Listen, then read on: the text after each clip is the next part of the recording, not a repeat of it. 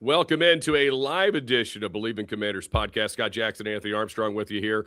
Of course, part of Believe Network. We are brought to you by FanDuel. And please, if you're joining us for the first time, subscribe, like, you can comment. We'll take live comments here as well.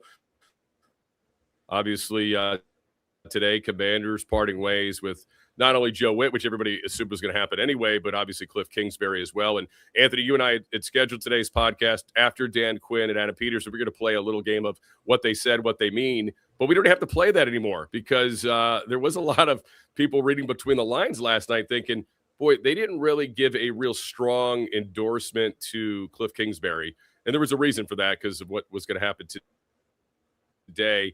I just want to get your initial reaction because you and I kind of talked about this a week or two ago. Hey, if it's not Kliff for whatever reason, feel like we're having a little bit of technical desires for the future of a Washington offense. But now that he's out, what is your? Scott, ultimately, it was something that we knew needed to change. There had to be some sort of a philosophy change, something schematically, and ideally, this is kind of what you're going to have to get to. I thought that it was going to be maybe a different scenario. It was going to have another coach lose their job down in Miami and then work his way up here, but that didn't happen. And, I think the best thing for the team and for the players and the staff right now was just to cut bait with the coordinators because you didn't get the performance that you were looking for on the offensive side. Yes, there were injuries, but you didn't see any adjustments that you would have expected from an NFL level coordinator. And then on the defensive side, I just feel like you couldn't bring your guy back after you've demoted him. I mean, you had to make some sort of a change. And I know in that press conference, Dan Quinn harped on the fact that there was a horrible turnover differential. So he's going to go and find a way and find somebody who can help create turnovers for this defense, Scott. But what were your biggest takeaways?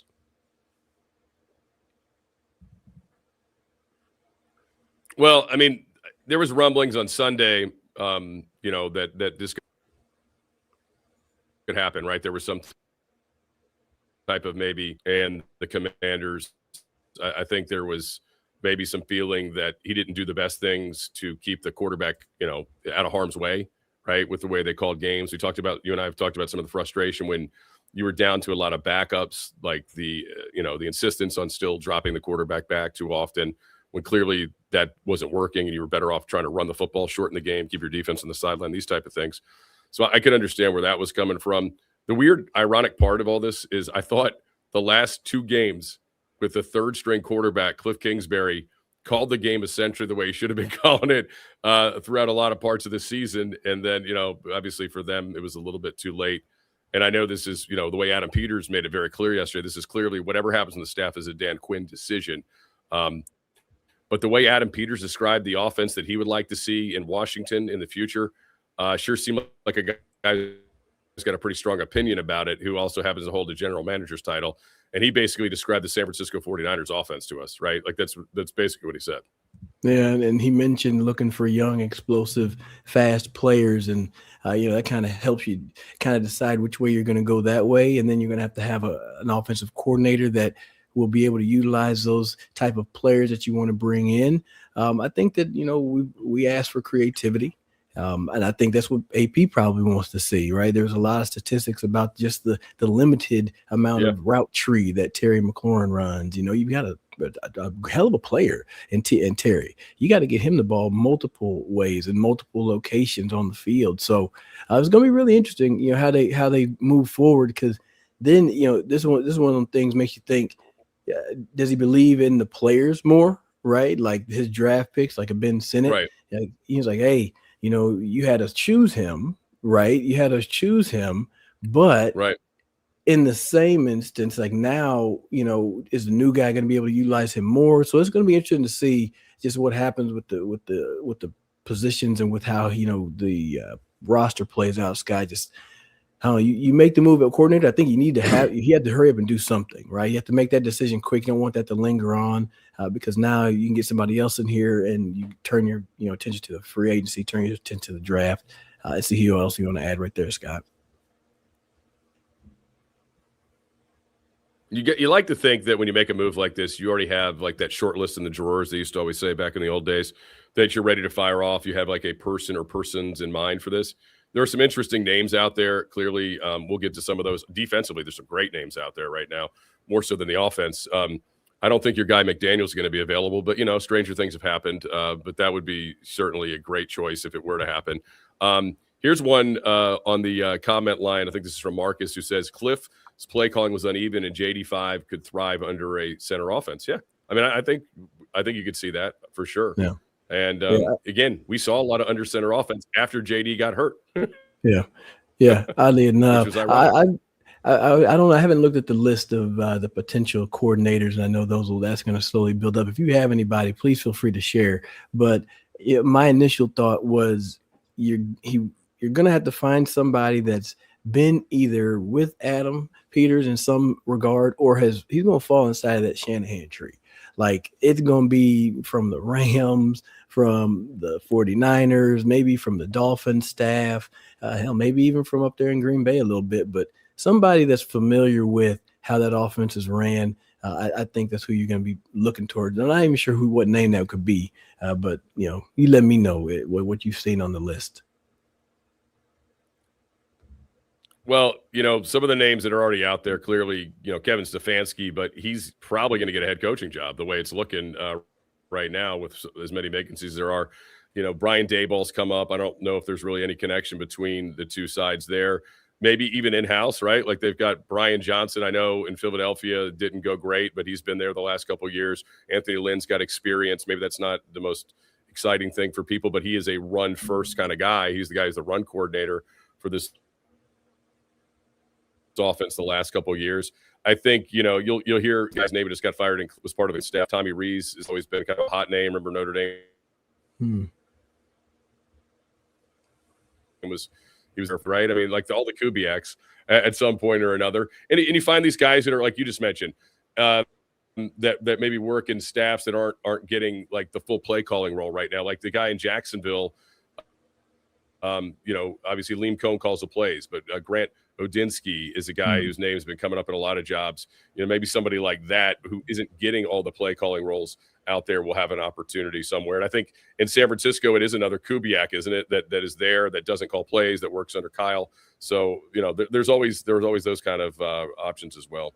Yeah. And, Bobby Slowick, remember, he got fired. Bobby Slowick was in Houston. He got canned. Yeah, that is true. That is true. I would be interested to see how the remaining part of the staff would fit, right? Because I know Dan Quinn is big on continuity and collaboration, right? And to me, to further what you got going on, least change is possible. I know that they moved the coordinators, but you can still keep position coaches, because the position coaches are going to have to, if you want to keep the job, you're going to have to install this offense. Their job is to communicate with the players, right? To make sure they get the offense installed. They want to make sure that they get the way that the OC wants things done, the game plan installed to their players, right? They end up being a conduit, from the OC on down. So if they have to go make a full clean swipe of all the staff, which you kind of hope they don't, I think the DQ would at least try to handpick some people that he would want to stay along. It's going to help. I think it will help further along the process. The other side of it, and I don't think there's anybody in there that has this in them, but you don't want anybody to go rogue. You know what I mean, right? The new OC says do it this way, and then you're like, well, I don't want to do it that way. Let's go back to how we were doing it before. We don't want to have those type of hiccups. We don't want to have those type of kinks in the chain. So ideally, if you bring whoever they bring in, I'm interested to see how they keep the rest of the staff, especially the quarterback room. Brian, like you mentioned, Brian Johnson, is he going to want to stay around, Scott? Is he going to want a bigger role? I'm sure he would want to, probably pursue something else. But hell, working with Jaden Daniels is never going to be bad for your resume.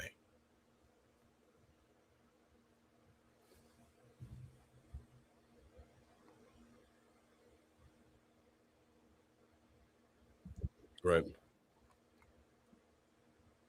Our guy Marcus points out to Slowick after that firing. Yeah, no question. Sorry, I popped out there for a second. We might have to drop offline and do this and post it. It's having some technical issues. But really quick, Bobby Slowick, after getting fired by the Texans, is now with the Dolphins. So he's in Miami, and it is Clay Kubiak that is with the 49ers right now, is the OC. But, of course, as you know, Kyle Shanahan calls the play. So that would be interesting as well. I mean, obviously, Dan Quinn if anybody went ahead and recommended somebody like Kyle Shanahan recommended somebody to Dan Quinn's going to take that seriously because obviously he and Kyle, with their relationship and working back in Atlanta together, he respects him greatly. So, like, Dan's got some good connections on that Shanahan tree, if that's what you're looking for. And I do think there's a reason to, be appealing, right? I mean, I think that matches up with what this philosophy is going to try to be. And maybe it's just like, like, what do you expect? He's a young kid. He's going in his third year in the NFL, but he was very complimentary of Kliff yesterday. Do you think any of that stuff was it could be problematic in the sense that they liked him a lot, or do you think maybe some of that was just to show that, hey, maybe we hear these things are going to happen, we want to make sure people understand this is not our decision? I could say you kind of cut out a little bit on me, so I missed probably the meat and potatoes of that question. Can you repeat that meat and potatoes part? So I'm saying to Daniel's, I'm saying Jaden and his mom were very complimentary. Kliff, like his mom in a tweet, wanted Kliff Jaden season 3. Kliff, Jaden was asked by Kliff yesterday, very complimentary about him and the relationship. So I'm saying, do you think like some of that was they're hearing the noise too, and they want to make sure they get it out very clearly? This was not our decision. Like this, if they do this is we're watching. I get you. We want everybody to be clear here. This has nothing to do with that. Then the other step is, are they going to be disappointed? Is that going to be a problem for him that Kliff is gone? Yeah. I mean, number one, they have a pretty good relationship from way back when Coach Kliff was coaching in Arizona, and he and Jaden spent the one season at Arizona State. So I think they were familiar with each other then.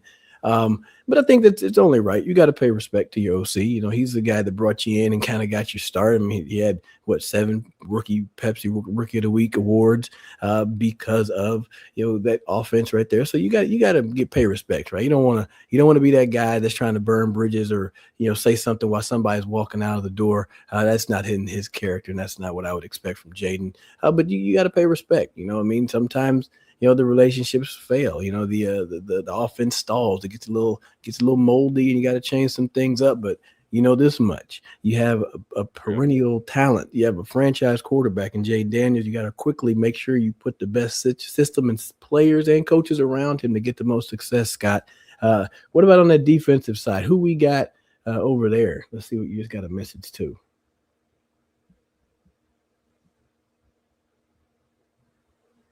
All right, you know what we're going to do?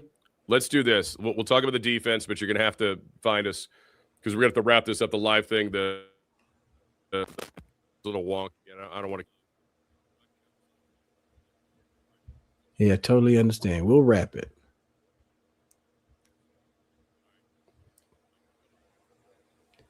See, I can't even hear him, man. See, I missed you, Scott. We're missing it. Let's just drop out right now. And then, 2 new OCs, but we'll have a new episode of Believe in Commanders. Y'all tap in for that one. We're recording a new one. Appreciate y'all.